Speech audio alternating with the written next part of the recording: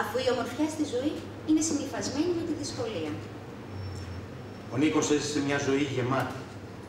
Ερωτεύτηκε, αγάπησε και τον αγάπησε. Μια ζωή με ένταση, με δύναμη, με διάρκεια.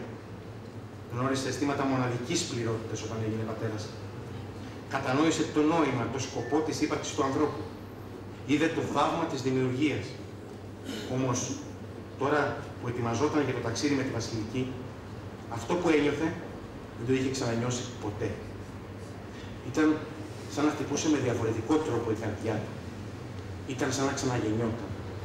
Κυρία Αργυροπούλου, ορίστε τα πράγματά σας. Μια υπογραφή μόνο εδώ και σας δίνω το εξιτήριό σας.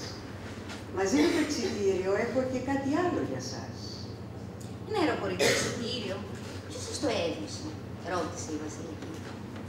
Η Βασιλική προχώρησε λίγο και είδε τον Νίκο να την περιμένει και να της χαμογελάει όπως τότε, στα πρώτα τους ραντεβού. Νίκο, ένα εισιτήριο για τη Νέα Υόρκη. Κάθε τέλος είναι για μια νέα αρχή. Το απόγευμα πετάμε για Νέα Υόρκη. Στο είχα υποσχεθεί άλλωστε. Πριν ένα αιώνα βέβαια, αλλά δεν έχει σημασία. Μα δεν ξέρω αν μπορώ. Αν είμαι σε θέση να κάνω αυτό το ταξίδι. Μπορείς. Έχω τη διαβεβαίωση από τον γιατρό σου ότι μπορείς. Και η γυναίκα σου, τα παιδιά σου. Δικαιούμαστε από το ταξίδι, Βασιλική. Το ξέρουν. Το καταλαβαίνουν. Μου φαίνεται απίστευτο. Από τις φυλακές Κορυδαλού στη Νέα Υόρκη. Μπα, μην νομίζεις. Σίγουρα θα έχουν κάνει κι άλλοι αυτό το δρομολόγιο. Ίσως βέβαια χωρίς διαβατήριο. Αυτό ήταν που ήθελες να μου πεις στο δικαστήριο πριν μας διακόψουν? Ναι. Αυτό που πάντοτε σου έλεγα όταν διαφωνούσαμε για τον προορισμό των διακοπών μας. Θυμάσαι, σου έλεγα, μην ανησυχείς. Θα πάμε και εκεί που θέλεις. Κάποια άλλη στιγμή. Άλλωστε. Τα ωραιότερα ταξίδια δεν τα κάναμε ακόμα. Τα ωραιότερα ταξίδια δεν τα κάναμε ακόμα. Πάντα πίστευα ότι θα είχαμε πολύ χρόνο μαζί και γι' αυτό ήμουν τόσο αναβλητικός. Τώρα πλέον έμαθα ότι πρέπει να ζεις κάθε μέρα σαν να είναι η τελευταία σου. Να την απολαμβάνεις, να τη χαίρεσαι, να τη ρουφάς μέχρι το μεδούλι.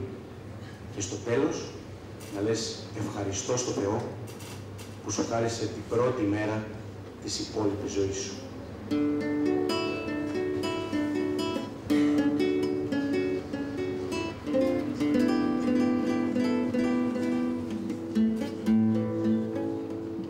Ο Νίκος είχε κανονίσει για τη Βασιλική ένα ονειρεμένο ταξίδι το γύρο όλης της Αμερικής.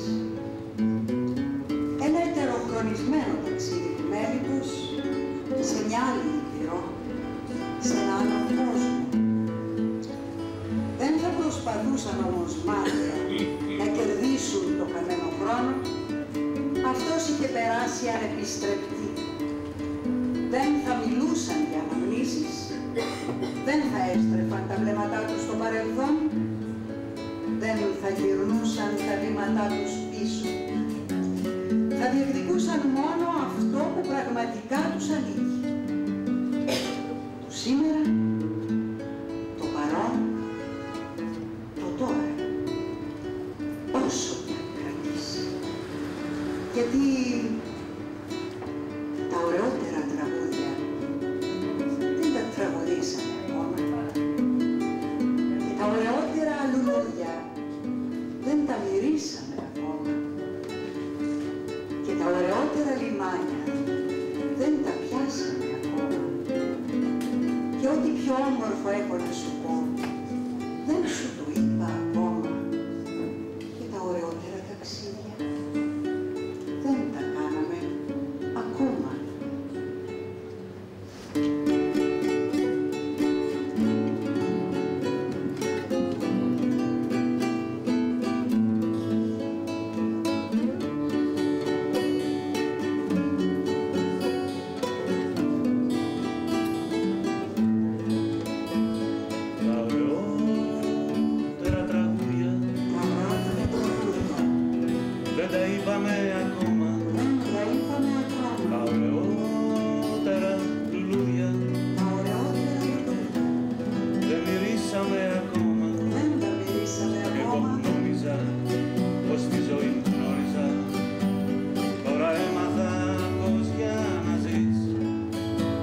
Κάθε μέρα σου σαν τελευταία σου.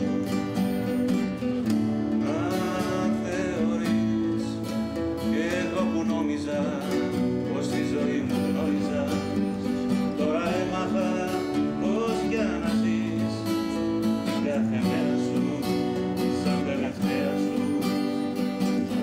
Να θεωρείς, να θεωρείς.